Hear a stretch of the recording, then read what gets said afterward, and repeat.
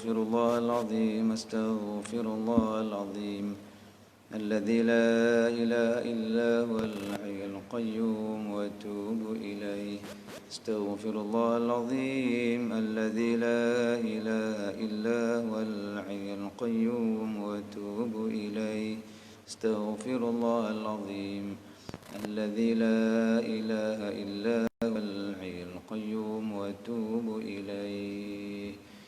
أعوذ بالله من الشيطان الرجيم. بسم الله الرحمن الرحيم. إلى حضرة النبي محمد المصطفى رسول الله صلى الله عليه وسلم وكافة الأنبياء والأولياء والشهداء والصالحين وإلى سادتنا أبو بكر وعمر وعثمان وعلي رضي الله عنهم وإلى بقية الصحابة رسول الله أجمعين وإلى حضرة جميع المؤمنين والمؤمنات والمسلمين والمسلمات الأحياء منهم والأموات خصوصا لمؤلفي رحمهم الله تعالى ولمشايخنا وللأستاذنا ولوالدينا وللأجدادنا ولجداتنا الشيء لهم الفاتحة. أعوذ بالله من الشيطان الرجيم. بسم الله الرحمن الرحيم. الحمد لله رب العالمين الرحمن الرحيم مالك يوم الدين إياك نعبد وإياك نستعين اهدنا الصراط المستقيم صراط الذين أنعمت عليهم غير المغضوب عليهم ولا الضالين آمين. قال الله تعالى وهو أصدق قائل سبحانك لا علم لنا إلا ما علمتنا إنك أنت العليم الحكيم. رب اشرح لي صدري ويسر لي أمري واحلل عقدة من لساني يفقهوا قولي. اللهم معلم سليمان علمنا اللهم مفهم إبراهيم فهمنا ففهمناها سليمان وكلا آتينا وحكما وعلما وسخرنا مع داود الجبل يسبحنا والطير ولنا وكنا فاعلين يا حي يا قيوم يا رب موسى وهارون يا رب إبراهيم يا رب محمد صلى الله عليه وسلم. اللهم أكرمنا بنور الفهم وارزقنا علما والحكمة والعمل بحق اسمائك يا كريم يا الله. اللهم يسر ولا تعسر اللهم يسر ولا تعسر اللهم يسر ولا تعسر آمين يا رب العالمين. Alhamdulillah. Tuan-tuan muslimin, muslimat, ayah-ayahanda, ibu-ibunda sedang jemaah dimuliakan dan dirahmati Allah. Puji dan syukur pada Allah Subhanahu wa taala dengan izin dan limpah kurnia-Nya dan memilih kita untuk sama-sama kita dapat hadir beriktikaf di rumah Allah Subhanahu wa taala yang mulia ini. Nawaitu i'tikafa fi hadzal masjid lillahi taala. Salawat dan salam ke atas dengan besar baginda Nabi Muhammad sallallahu alaihi wasallam. Allahumma salli ala sayidina Muhammad wa ala ali sayidina Muhammad kama sallaita ala sayidina Ibrahim wa ala ali sayidina Ibrahim wa barik ala sayidina Muhammad wa ala ali sayidina Muhammad kama barakta ala sayidina Ibrahim wa ala ali sayidina Ibrahim fil alamin innaka Hamidum Majid. Habis, insyaallah kita sambung pengajian kita dalam kitab Pengantar Ilmu Tauhid yang ke 68 betul ya? Ke 70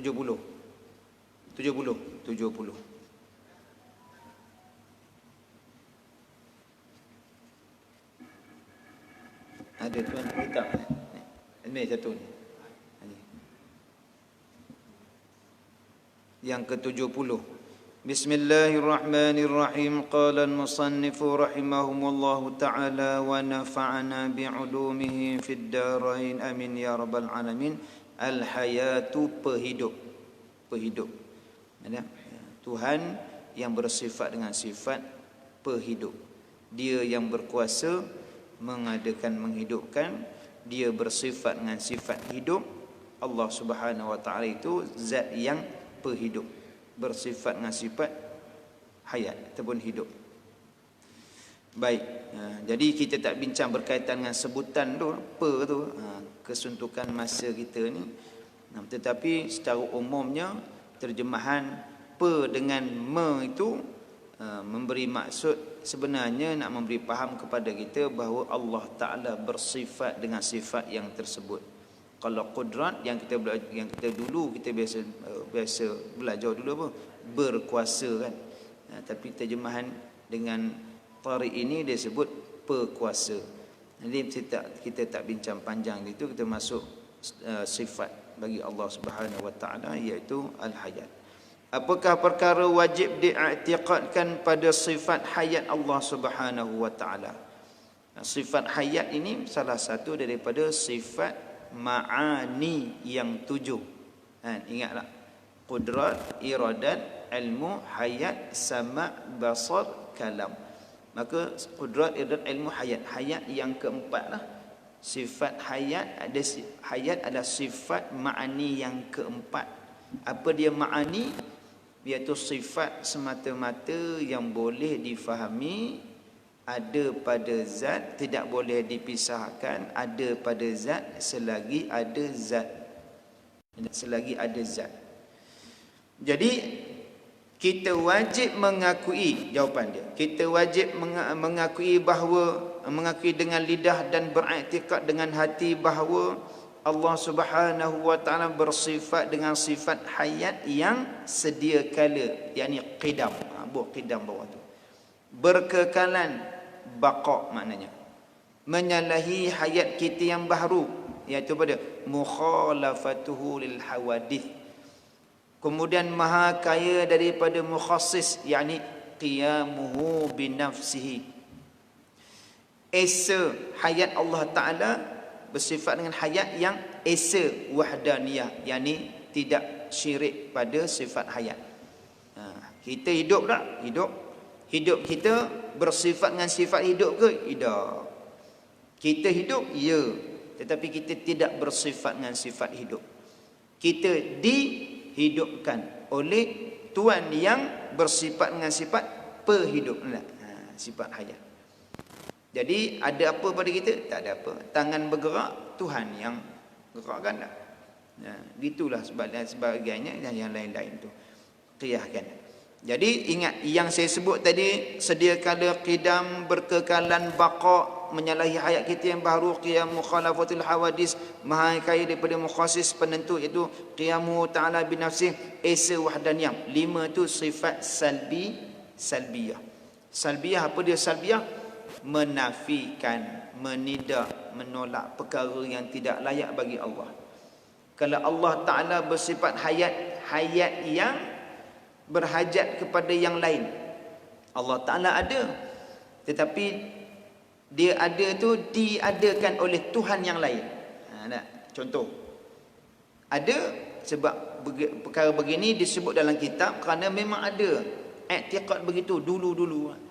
Dan kalau orang jahil begitulah, Tuhan 3, kata orang Nasrani Tuhan 3 ada. Jadi Tuhan, kalau Tuhan dijadikan oleh Tuhan, kalau Tuhan dijadikan oleh makhluk mustahil. Kalau makhluk dijadikan oleh Tuhan, ya, boleh terima pada akhir. Maka dikatakan Tuhan dijadikan oleh Tuhan. Maka kalau Tuhan menjadikan Tuhan, maka dia akan jadi i'tiqad yang tasalsul. Tasalsul ni berantai. Tuhan A jadi B. Kemudian kalau B pula, B jadi Tuhan C pula. Tuhan C jadi Tuhan D, dia berantai. Tasalsul. Boleh jadi tidak tasalsul, dia akan jadi tadawur, daur. A jadi B, B jadi C, C jadi A. Ataupun A jadi B, Tuhan A jadi Tuhan B, Tuhan B jadi Tuhan A.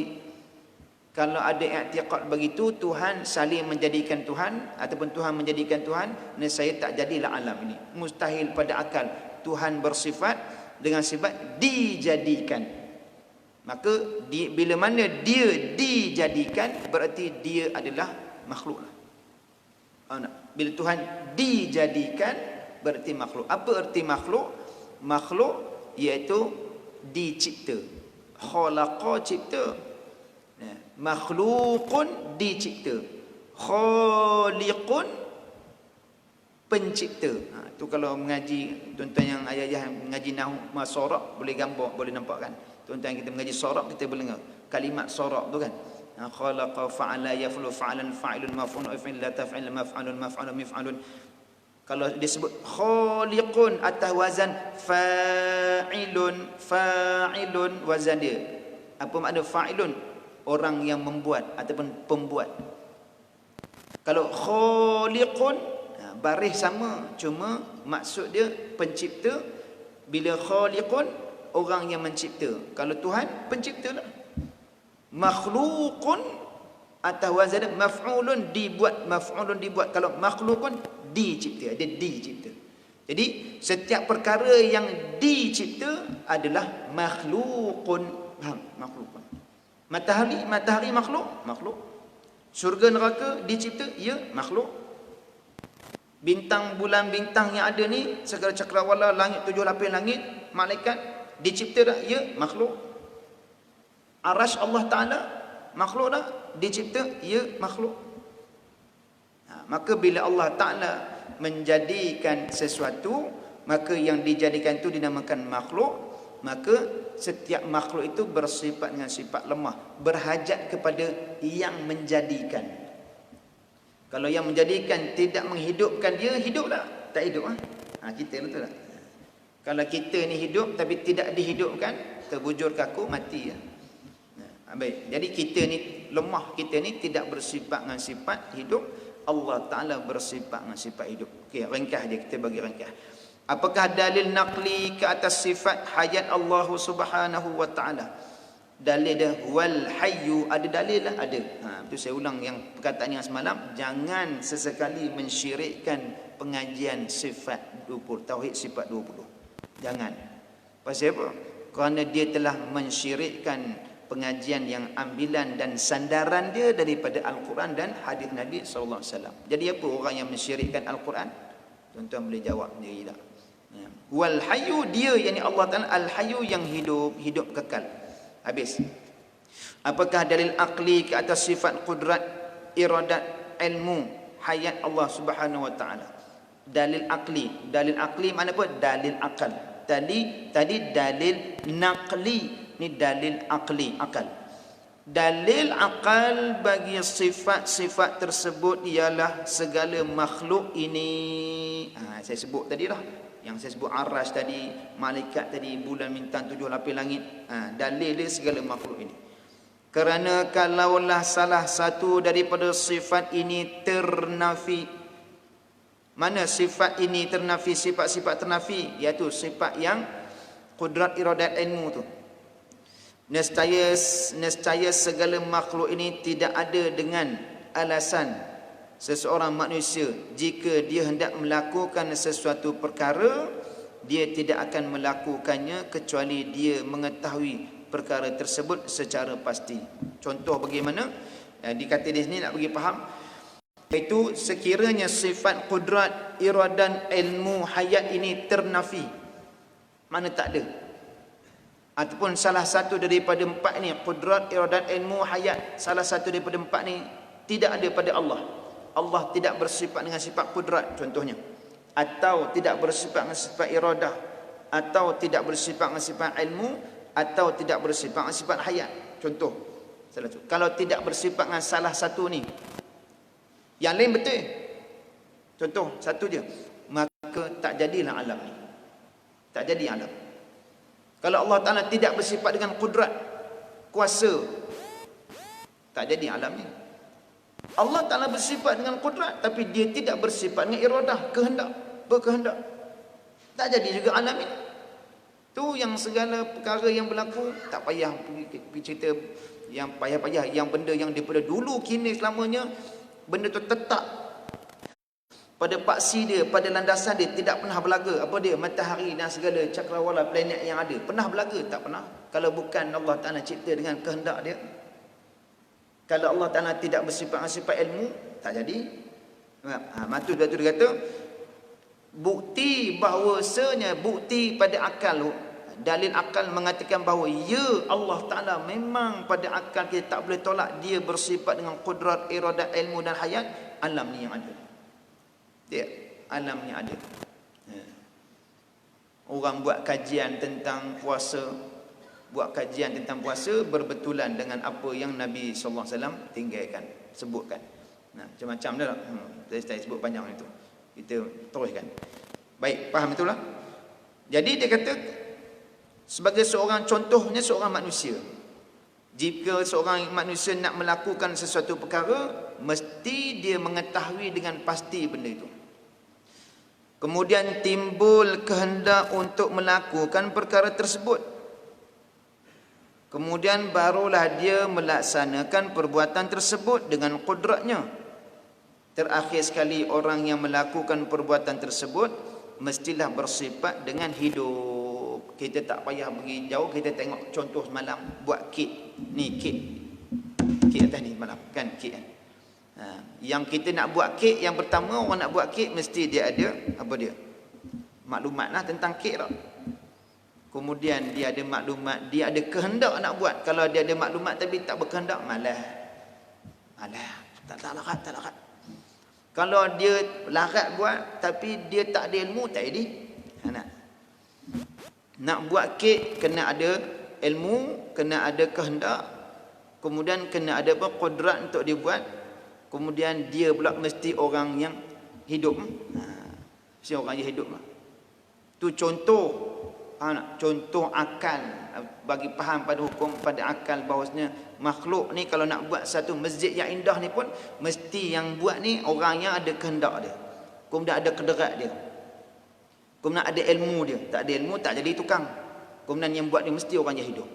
Hayat memberi faham, ni saya tambah. Hayat memberi faham bahawasanya memberi faham pada akal. Dalam kitab lain disebut hayat memberi faham pada akal bahawasanya ada sifat-sifat yang lain.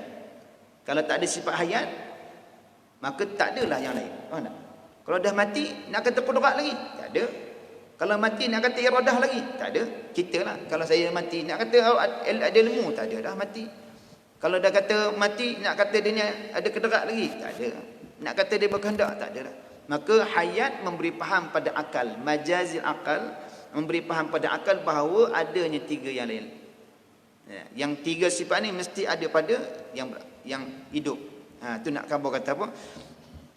Hayat tadi ni. Baik, habis. Akal telah menggambarkan berlaku ketertiban ini pada setiap makhluk. Akal yang saya sebut tadi mesti ada ilmu, mesti ada qudrat, iradat. Itu tertib pada akal bagi makhluk. Buat masjid ada tertib dia, mesti ada ilmu, mesti ada qudrat, mesti itu akal tak boleh tolak ketertiban tersebut pada makhluk. Adapun Allah Subhanahu wa taala, maka tidak ada padanya tertib kerana ia hanya berlaku dalam pemikiran kita sahaja. Faham? Dalam zihin saja. Dalam pemikiran kita memberi faham bahawa sifat-sifat ini kesempurnaan bagi Allah Subhanahu wa taala, dan pada makhluk memberi faham pada akal ni dia tertib dia pada makhluk. Habis. Tuhan bukan bertertib. Jangan kata ada dulu. Ada juga hamba Allah Taala yang beriktikad Allah Taala itu wujud, kemudian datanglah sifat qidam. Lepas datang sifat qidam, maka datanglah sifat baqa. Dia bukan tertib. Tuhan bukan tertib. Allah Subhanahu wa taala zat yang bersifat dengan sifat kesempurnaan. Dia bukan tertib yang sifat 20 tu, dia bukan datang bertertib, bukan. Kalau dinisbahkan dengan tertib pada zat Allah Subhanahu wa taala, maka lemah Allah Taala. Kita tertib tak? Tertib. Ayah-ayah, ibu-ibu yang kata Allah Ta'ala, kita lahir-lahir dulu kan? Kita lahir-lahir dulu kan? Ayah-ayah lahir-lahir besar terus macam ni ke? Tak ada tak? Mana mau lahir-lahir besar terus macam ni? Tak mahunya. Berdoa lah. Doa mohong. Lempang lah. Lahir-lahir tak tih dulu tak? Tak tih. Kederat tak ada tak? Tak ada kederat. Latih datang kederat. Bila ada kederat, orang tu kata panjang kaki ya? Bukan apa? Dapat kaki apa? Dapat kaki ke apa? Ni baru dapat kaki ni. Mula nak melangkah. Dah melangkah mula dah berkehendak. Tu tertib bagi makhluk. Tuhan bukan bertertib. Jangan ada i'tiqad bahawa Tuhan itu bersifat dengan sifat wujud, kemudian baru datang padanya qidam, kemudian baru datang padanya baqa, kemudian tertibnya begitu. Tak, Tuhan bukan tertib.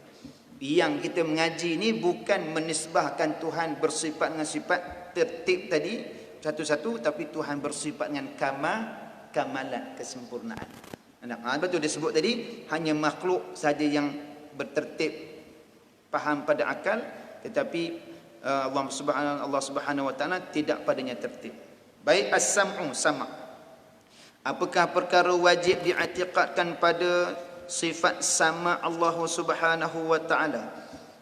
Kita wajib mengakui dengan lidah dan beriktikad dengan hati bahawa Allah Subhanahu wa taala bersifat dengan sifat sama yang sedia kala qidam, berkekalan, baqa, menyalahi sama kita yang baru, yakni tak sama dengan dengar kita yang baru, mukhalafatul hawadis, maha kaya daripada mukhassis, iaitu Allah Ta'ala bersifat dengan sama, tidak berhajat kepada penentu fa'il, qiyamuhu binafsih. Dan sama Allah Ta'ala tunggal, esa, yakni tidak berbilang. Allah Ta'ala mendengar Allah Ta'ala bukan dengan perantaraan alat. Allah Ta'ala mendengar bukan berhajat kepada alat. Allah Ta'ala mendengar bukan dengar seperti mana makhluk mendengar. Tak, laisa kamitslihi syai'un wa lam yakul lahu kufuwan ahad. Tak sekufu, tak. Adapun makhluk mendengar dengan alat. Mana alat mendengar? Telinga. Kalau kata faham alat mendengar telinga, faham daripada situ mana yang dengar? Kita yang dengar ke telinga yang dengar? Siapa boleh jawab? Siapa boleh jawab macam semalam boleh balik awal. Tapi lepas habis kuliah. Kalau faham kata makhluk mendengar dengan telinga, mana yang mendengar? Kita yang mendengar ke telinga yang mendengar? Mana? Soalan pertama tadi dengar macam kata telinga. Bila saya ulang dia akan kata kita. Saya ulang lagi sekali dia akan jam terus. Itu standard lah. Kita yang mendengar ke telinga yang mendengar? Telinga yang mendengar. Kalau telinga yang mendengar, makna bukanlah kita yang mendengar. Ya. Tapi sebenarnya telinga ke kita? Dia akan tukar jawapan, kita yang mendengar. Saya tahu dah, sebab tempat lain pun sama itu jawapan dia. Kita, kalau kita mendengar, ngapa pakai telinga? Lepas tu dia tak jawab lah. Memang mana-mana tempat begitu. Jadi hakikatnya kita mendengar ke? Tuhan dengarkan kita. Tuhan dengarkan kita. Lemahnya kita ni. Kalau begitu sebenarnya kita bersifat dengan dengar ke bersifat dengan sifat pekak? Kita ni hakikatnya bersifat dengan dengar ke bersifat dengan pekak? Pekak. Ada telinga baru dengar, tak ada telinga tak dengar. Bukan tak telinga tak dengar. Ada telinga pun kalau tutup mic ni, boleh orang belakang dengar. Tak dengar. Tak dengar itulah sifat apa? Pekak. Lemah tak? Lemah. Mustahil Tuhan mendengar berperantaraan dengan alat mendengar. Maka ada setengah-setengah fahaman Tuhan mendengar. Dengar macam mana kata telinga tu? Bukan. Makna jahil lagi lah. Tak kenal lagi ya sifat kamalat. Faham? Habis. Ringkas kita begitu. Jadi salbiyah menafikan. Tak. Bukan begitu. Tersingkap zat dan sifat Allah Subhanahu wa taala dengan sifat sama ini, tersingkap dengannya juga semua perkara baru wujud. Tersingkap ni disebut inkishaf. Inkishaf. Ta'alluq sifat sama ini ialah ta'alluq inkishaf. Dia tidak bahas panjang di sini, dia bagi soal jawab begitu saja. Dalam kitab yang atas lagi tinggi sikit daripada perbahasan dia, tinggi daripada ini Risalatul Tauhid boleh, tinggi lagi Faridah boleh, ataupun tinggi lagi Aqidatul Najim boleh. Jadi ta'alluq sifat, apa maksud ta'alluq? Begini, bagi contoh, bagi nampak je sebab dah lalu sini. Saya mendengar perkataan saya dan saya juga mendengar pada perkara yang lain. Tu telinga saya ni ta'alluq dia terbuka, kata dengar, saya pun dia dengar, perkataan lain pun dia dengar. Tu kata ta'alluq tu. Faham tak? Ta'alluq. Yang nanti dipanggil ta'alluq inkishaf yang terbuka. Tetapi itu contoh. Makhluk tidak bersifat dengan sifat dengar, tidak bersifat dengan sifat sama. Macam mana nak dengarkan Nak dikatakan sifat makhluk itu dengan sama takluk sama tak. Kita bukan sifat mendengar, kita sifat peka. Jadi Tuhan mendengar segala perkara, tidak ada yang terselindung, tidak ada yang tertutup, terhijab, melainkan terbuka semua. Ni panggil takluk inkishaf ni. Takluk inkishaf. Tak ada satu pun yang terselindung daripada sama' Tuhan. Tuhan Maha mendengar walaupun dalam hati. Walaupun dalam hati. Malaikat tahu tak apa dalam hati? Tak tahu. Allah Ta'ala tahu apa dalam hati kita. Allah Ta'ala tahu. Bila ke akhirat esok, dibawa amalan kita, dibukakan buku amalan, maka bila dibukakan, malaikat pun baca, sekian-sekian ni amalan sekian-sekian. Allah Ta'ala kata, tak. Dulu dia riak. Dia beramal dulu bukan kerana aku, nak menunjuk pada orang. Dia mengajar bukan kerana aku, dia mengajar ni kerana nak menunjuk pada orang. Bahawa dia orang banyak alim. Malaikat tak tahu, malaikat catat dia. Kiraman katibin ni dia catat je. Allah Ta'ala tahu dalam hati. Tak boleh lari, tak lari. Sifat sama'. Bila panggil takluk inkishaf, terbuka, tidak ada yang menghijab, tidak ada yang menutup daripada sama' Tuhan. Habis. Ringkas di situ. Soalan 74, apakah dalil naqli bagi sifat sama Allah Subhanahu wa taala? Dalil naqli iaitu Al-Quran, hadis Nabi, iaitu Al-Quran di sini, qad sami'a Allah, sesungguhnya Allah Subhanahu wa taala telah mendengar. Sami'a fi'il madhi dengan makna telah mendengar. Ya, kalau tak cakap, mana nak dengar? Sebab tu telah mendengar tu. Mana? Tuhan bersifat dengar. Maka dia mendengar. Dia Tuhan tu mendengar. Maka Tuhan tu zat yang pendengar. Dia mendengar segala perkara makhluk. Maka sami'a ini berkata, yang kata telah mendengar ini menunjukkan bahawasanya Allah Subhanahu wa taala bersifat dengan sifat sama'. Baik, saya keluar sikit dalam bab sama', tetapi ada kaitan dengan sami'a. Sami'a. Biasa kita baca di dalam solat. Sami'allah. Ada yang betul bacanya, ada yang salah bacanya. Yang salah pun ada, yang betul pun ada, yang kebetulan betul pun ada, tapi dia tak tahu.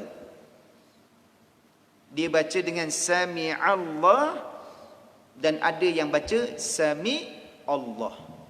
Betul tak? Ayah-ayah ibu-ibu baca Sami Allah ke Sami Allah? Bila dah sebut macam ni, Sami Allah lah. Tapi sebenarnya kadang kita tak perasan sebenarnya, tak perasan. Betul, sembahyang ni berat bagi orang yang khusyuk, dia berat. Dia kena jaga, berbenar. Ingat, bukan Sami Allah, bukan. Sami Allah. Nak bangkit daripada rukuk kan, Allahu Akbar. Bila bangkit, Sami Allah, kan? Tapi tuan-tuan ayah kalau dengar imam baca, jangan imam bodoh, tak boleh jangan itu. Kita kata kita yang salah dengar dah. Husnuzan, jangan hukum orang. Mengaji ni yang terlebih cerdik. Mengaji dia hukum orang, kan? Mengaji dengan hukum orang. Mengaji nak mengenai benda yang boleh jadi aku buat benda tu salah, aku betul. Kalau dia buat salah, boleh jadi dia tak sengaja, boleh jadi aku yang salah dengar. Tu. Jadi boleh pergi jumpa dia tu. Bukan Sami Allah, tapi Sami'allah. Sami'a. Habis itu. Itu peringatan pada kita semua. Innahu was-sami'ul basir. Sungguhnya dia, yakni Allah Subhanahu wa taala adalah Maha mendengar lagi Maha melihat. Dalil bahawa Allah Taala bersifat dengan sifat sama. Ingat, Allah Taala bukan mendengar dengan telinga, tapi dia mendengar dengan sifat dengar dia. Dia mendengar dengan sifat sama. Ingatlah. Jangan setengah-setengah golongan Wahabiyah, Mujassimah, Musyabihah ni Tuhan dengar dengan telinga tak? Kalau tak telinga, nak dengar dengan apa? Dia pula kata, mustahil dengar tak dengar, mendengar tak pakai telinga, tak telinga. Sebenarnya dia tak sedar, dia jahil. Ya, tak sedar. Tapi perbahasan dia menunjukkan macam dia seorang yang faham, habis jadi syirik belaka. Tu sesat pula. Sesat. Al-basar. Satu lagi. Apakah perkara wajib diiktikadkan pada sifat basar Allah Subhanahu wa taala? Kita wajib mengakui dengan lidah dan beriktikad dengan hati bahawa Allah Subhanahu wa taala bersifat dengan sifat basar yang sedia kala, tidak ada permulaan. Ini qidam. Berkekalan, basar yang berkekalan, yakni basar yang baqa, kekal. Kemudian menyalahi sifat basar kita yang baharu, yakni mukhalafatul hawadis, tak sama dengan basar kita yang baharu. Kita basar juga tapi bukan bersifat dengan basar. Kita melihat tapi bukan bersifat dengan sifat lihat. Kemudian maha kaya daripada mukhassis penentu, iaitu basar Allah Ta'ala, qiyamuhu ta'ala binafsih, tak berhajat kepada penentu.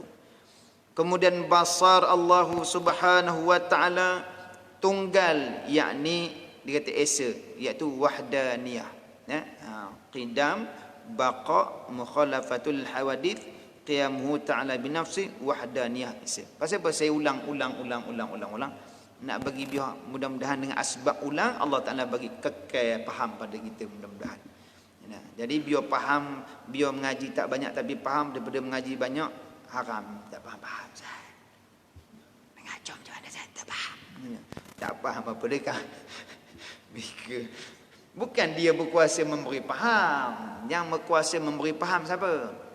Allah Subhanahu wa Ta'ala. Tuan-tuan kata ngaji dengan ustaz faham ini, faham. Pasti faham sebab nama dia fahmi, bukan. Walaupun nama aku ni Khairul Fahmi, bukan kita yang memberi faham ni dak. Cuba saya memang faham, mati pun faham. Siapa mati tu faham, fahmi. Nah, sampai ke mati fahmi. Iyalah. Habis saja selingan tu dak. Jadi ingat. Kemudian dia kata lagi apa? Tersingkap zat dan sifat Allah Ta'ala dengan sifat basar. Tersingkap ni saya nak bagi contoh bagaimana sama dia sama bagaimana sama maksud yang kata tersingkap macam samak tadi. Samak tadi tersingkap, mana tak ada yang tertutup melainkan Allah Ta'ala dengar belaka. Jangan kata bahasa banyak sangat ni Tuhan tahu ke? Banyak benar bahasa ni. Bahasa tu pun di dalam ilmu Tuhan. Yang terjadinya bahasa pada mana bangsa tu pun dengan ilmu qudrat dan iradah Tuhan. Tuhan tak tahu ke? Mana boleh lah. Mika jangan gitu lah. Tahu lah. Dengar. Basar pun gitu juga. Takluk basar ni dia takluk inkishaf, terbuka. Terbuka. Tersingkap ni mana terbuka, disebut inkishaf. Zat dan sifat Allah Subhanahu wa Ta'ala dengan sifat basar. Tersingkap dengannya juga semua perkara baharu yang wujud. Kita wujud tak? Wujud baharu. Semua di dalam basar Tuhan. Takluk sifat basar ini ialah takluk inkishaf, yakni menyingkap yang menyalahi inkishaf pada sifat ilmu dan sama. Sifat ilmu pun takluk inkishaf, sifat sama pun takluk inkishaf, sifat basar pun takluk inkishaf. Apa dia takluk inkishaf? Saya ulang lagi sekali, takluk ni artinya melangkaui pada dirinya. Saya mendengar diri saya bercakap, contoh saya, dan saya dengar yang lain. Itu takluk tu. Cuma manusia tidak bersifat takluk ni contoh. Nak bagi faham pada akal. Saya melihat akan diri saya dan saya juga melihat yang lain. Itu contoh diri makhluk. Tapi kita tidak bersifat dengan basar. Tak, tapi nak bagi contoh faham takluk tu. Ilmu, saya mengetahui tentang diri saya juga mengetahui yang lain. Itu takluk inkishaf. Cuma takluk sifat sama, sifat ilmu sama dan basar tak sama. Kalau orang kitab lain dia akan sebutlah takluk takluk penentu, taksis, takluk dalalah ada. Itu bagaimana. Cuma di sini sebut ringkas aja. Baik. Jadi Allah Subhanahu wa Ta'ala bersifat dengan sifat lihat. Ingat macam samak tadi. Manusia melihat, ya, manusia melihat. Tapi manusia melihat menggunakan alat, perantaraan alat. Kita melihat, perantaraan lihat kita dengan mata. Kalau faham begitu, soalan yang sama macam tadi. Kita yang lihat ke mata yang lihat? Kita melihat dengan mata. Kita melihat dengan mata. Kalau begitu, mana yang lihat? Mata yang lihat ke kita yang lihat? Tapi dah tahu jawapan tadi ya? Dah tahu jawapan dah. Hakikatnya Allah Ta'ala yang lihatkan kita. Maknanya perbuatan lihat kita ni perbuatan siapa? Itu macam buat kek semalam. Perbuatan Allah. Bila dah hadam yang tu jazam gitu, nak sombong kan mata yang cantik. apa lagu apa tu tahun 80-an, Nur Kumalasari ya. Mata melihat, mata memandang apa kan. Tak ingat lagu pula. Kecil-kecil tu kan dengar. Kakak-kakak itu tidak menyanyi kan ya. 80-an kan. Mata melihat, mata memandang tu habislah lagu tu. Mata yang cantik, jangan perasanlah mata cantik tu Mika punya mata. Jangan sombong dengan mata yang cantik. Kerana mata yang cantik, mata yang lihat itu pun perbuatan Allah. Jadi mata yang cantik nak sebut apa? Subhanallah. Bila tengok cantik, alhamdulillah, puji pada Allah. Nak jadi sombong ke? Tak. Bila orang puji, oh lawa menor mata Mika. Allahu Akbar. Allah belaka ni. Ini perbuatan Allah. Tu orang mengaji tauhid ni dia akan jaga-jagalah perkataan dia. Oi cantik oh you. Tak sangka mata awak cantik menor. Tak ada berasa angkuh, sombong pasal apa? Hak perbuatan ada pada mata tu perbuatan Allah. Faham tak? Habis itu. Maka kalau Allah Taala melihat mengguna perantaraan mata, maka samalah seperti makhluk syirik. Kalau Allah Taala berhajatkan mata untuk melihat, maka lemah Allah Taala. Kenapa? Tak ada mata tak boleh lihat syirik. Maka Allah Taala melihat guna mata kan? Tak. Allah Taala bukan lihat guna mata, tapi Allah Taala lihat dengan sifat sama. Kalau lihat dengan mata, maka tidak bersifat dengan takluk inkishaf. Terhad, mata ni terhad. Walaupun tadi saya bagi contoh, boleh saya lihat, saya dah lihat semua, tapi saya tak boleh lihat yang di luar. Saya hanya lihat sebahagian-sebahagian saja. Maka lemah tak? Lemah. Bila kata tak nampak, walaupun buka biji mata, duduk dalam gelap gelita, nampak tak nampak? Tak nampak, itulah sifat buta. Tu dalam buka tu. Tidak. Walaupun terang benderang ni, terang luar, tapi masih lagi saya tak nampak di belakang dinding ada apa, di dalam bilik ada apa. Tak nampak, itulah sifat lemah. Maka Tuhan tidak bersifat dengan sifat lemah, melainkan makhluk bersifat dengan sifat lemah. Habis dari situ. Bagi ringkas itu. Maka jangan i'tiqad kita bahawa Allah Ta'ala melihat dengan mata, Allah Ta'ala mendengar dengan telinga. Ini jadi musyabbihah, menyerupakan Tuhan dengan makhluk. Maka disifat pada telinga tu dengan telinga yang berjisim, mata yang jisim, maka jadilah mujassimah. Allah, syirik. Tapi mengucap dua kalimah syahadah, tapi syirik. Tapi mengucap, tapi syirik. Tapi mengucap, tapi syirik. Bahaya lah. Itu yang pagi beriman petang kafir tu Nabi sebut lah. Orang mengaji tu penting ngaji tauhid ni supaya berhati-hati. Habis innahu bikulli syai'in basir. Sesungguhnya dia maha melihat segala sesuatu. Wallahu a'lam bissawab. Habis kita akan sambung pada sifat kalam, perkata dan penutur. Ini mungkin panjang sikit, kita akan bicara ni panjang sikit berkaitan dengan sifat kalam. Kalam ni kan ada rumit jugalah. Lagi Al-Quran kalamullah. Kalam bagaimana? InsyaAllah esok kita akan bincang berkaitan dengan sifat kalam, sifat makni yang ketujuh, iaitu sifat kalam. Wallahu a'lam bishawab. Mudah-mudahan Allah Ta'ala mengampunkan segala dosa kita. Kalau ada tersalah dalam penyampaian saya, tuan-tuan yang alim yang mahir boleh tegur saya. Mungkin saya tak perasan kesalahan saja. Tuan-tuan boleh tegur, maklum pada saya apa yang saya tersalah. Mudah-mudahan ada kebaikan kita di dunia dan di akhirat insya-Allah. Al-Fatihah. A'udzubillahi minasyaitonirrajim. Bismillahirrahmanirrahim. Alhamdulillahirabbil alamin. Arrahmanirrahim. Maliki yaumiddin. Iyyaka na'budu wa iyyaka nasta'in. Ihdinas siratal mustaqim. Siratal ladzina an'amta 'alaihim ghairil maghdubi 'alaihim waladdallin. Amin ya Allah. Amin ya Rahman. Amin ya Rahim ya Rabbal alamin. Allahumma 'allimna ma jahilna fid dunya wal akhirah. Allahumma arfa'na bima 'allamtana. Allahumma akrimna bima 'allamtana. Allahumma sallimna wal muslimin.